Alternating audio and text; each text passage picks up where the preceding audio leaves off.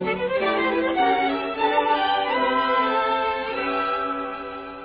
right, boys and girls, class is dismissed. Just one moment, please. Of course, you've all noticed that Richard Latham was back in classes with us today, after serving in the United States Navy.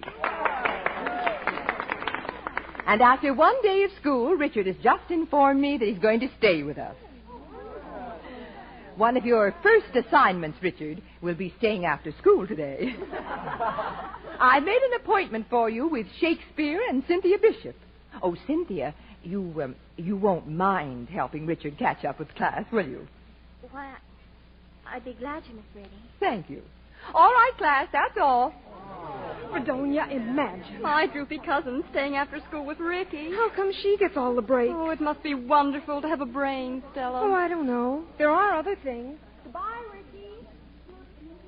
Well, Ricky, I guess Miss Brady wants me to tell you about Macbeth. The first thing you learn in the Navy is to play dumb so nobody will notice you.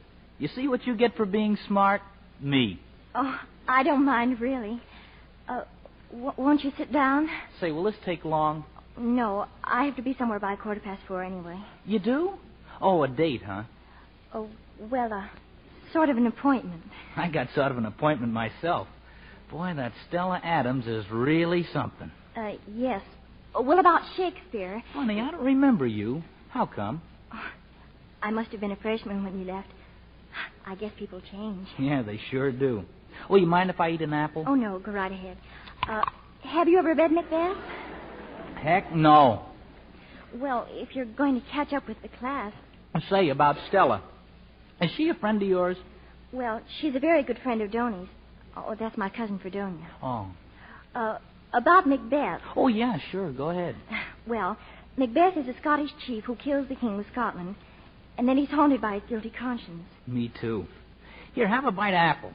Oh, no, thank you. Go on, it's good for you. Oh, but Uncle Fred said... Oh, go on, take a bite. Thanks, Ricky. Thanks a lot.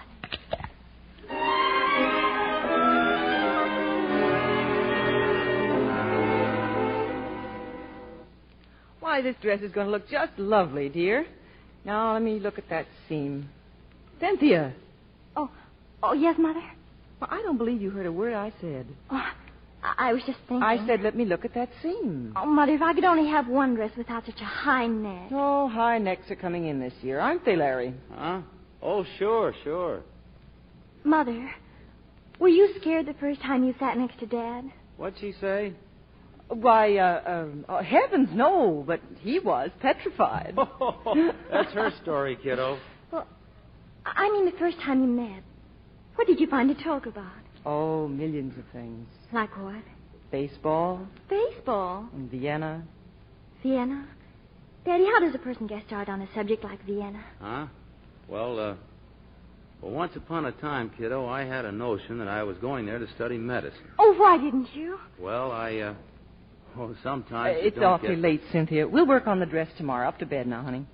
Good night, honey. Good night, Daddy. Mother, did Daddy ever seem absolutely unattainable? Oh, no, just hard to get. But I broke him down. Good night, honey. Good night, Mother. Say, Lou, what kind of a question was that? Were you scared the first time you ever sat next to me? I think your daughter's got herself sat next to. Huh? Oh.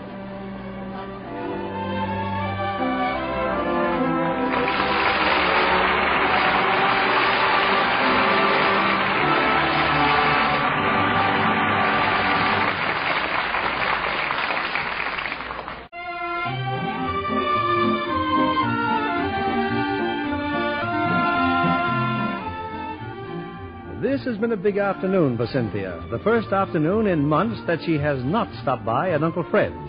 Not only that, but she's just been selected as one of the stars in the high school operetta. Nothing in all her antiseptic life has been quite so exciting. And now, wonder of wonders, Ricky Latham is walking home with her. Gosh, Cynthia, I didn't know you could sing. Why didn't you tell me about your voice? Well, you've been so busy talking about Stella. Ouch. Hey, look, it's starting to snow, so you better button up. Why did you say that? Well, I just meant it's cold. My ears are freezing. Oh.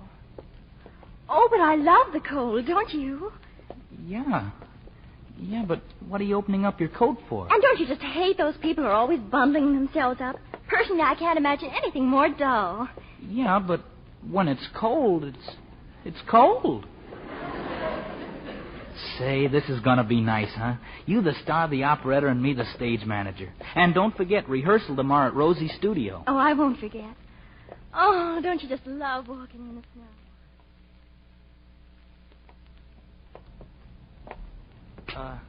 You suppose it's all right if I walk up to your door with you? Oh, yes, Ricky. It's all right. Cynthia? Hello, Mother. This is Ricky Latham, my mother. Well, I'm very glad to meet you. Same here, Mrs. Bishop. Let's go in the living room, shall we? No, thanks. I was just, glad to have met you. Thank you. See you tomorrow, Cynthia. Bye, Ricky. Oh, Mother, isn't he nice? Cynthia, look at you. Look at me. It's snowing and no scarf on your head. Oh, Mother. And your neck wide open. Where have you been? Well, I happened to run into Ricky after I left Uncle Fred's. It seemed like I was there forever. Why? Well, the nurse was busy and, with my singing lesson and all. Well, for heaven's sakes, Mother. Don't you believe me? I haven't said a word. All right. I didn't go to Uncle Fred's. I didn't get my vitamin shot. Why not? I stayed at school, Mother. I'd been given a wonderful part in the operetta, and I want to do it more than anything else in the world. Well, let's talk it over. But you don't mean just talk, Mother. You mean discuss it, and let's think about it, and let's make up our minds. Isn't that what always happens? Daddy's consulted first, and then he says, well, let's leave it up to Fred. He's the doctor in the family. And hasn't the answer always been no? Now, taper down, honey. Taper down. I'll talk to Daddy later. Oh, it's all for my own good, of course. But I'm sick of it, Mother. I'd like to do something at school besides get A's. And I'd like one friend besides Fredonia, who incidentally happens to bore me. Cynthia, I got news for you. Fredonia bores me, too. Mother!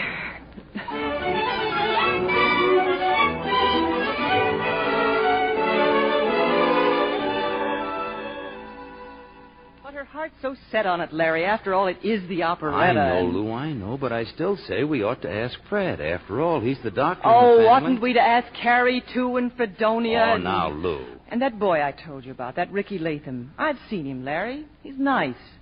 But you can't expect him or any other boy to stay interested in a girl who isn't allowed to do anything. Now, Lou, I'm not going to be stubborn about this. You mean that? Well, of course I mean it. If Fred says it's okay, it's certainly okay with me. Now, all we have to do is... Shh, here she comes now. Finished your work, kiddo? Not quite, Daddy. Mother, do you suppose I... Cynthia. Oh, excuse me. Do you suppose I... Lou, call Fred. Call him right Daddy, away. I only... Oh, darling, you're Mother, not. I've done it again. I've got something.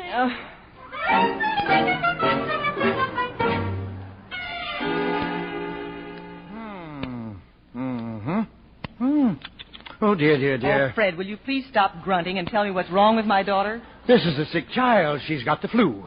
Oh, no, Uncle Fred. Nothing 2 or 3 weeks in bed won't cure. Now, if she'd come to my office for her shot, instead of hanging around school till all hours...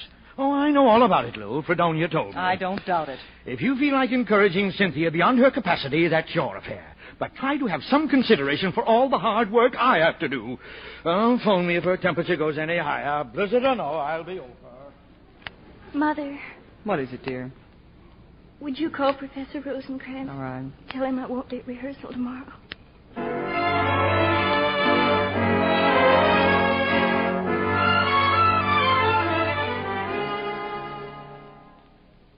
And she's got the flu, Professor Rosencrantz. She can't be here. She's got the flu. All right, Fredonia. Don't be so happy about it. Oh, Ricky. Gosh, what a break for Cynthia. But it was so silly, her even trying out. Well, tell her as soon as she can have visitors that It'll probably be weeks yet. Poor thing. She's sick so much of the time. That's the reason she could never go steady. You kidding? I'm certainly grateful I'm so healthy and always around. Yeah. Well, be sure to remember me to her. Yes, Ricky, I will.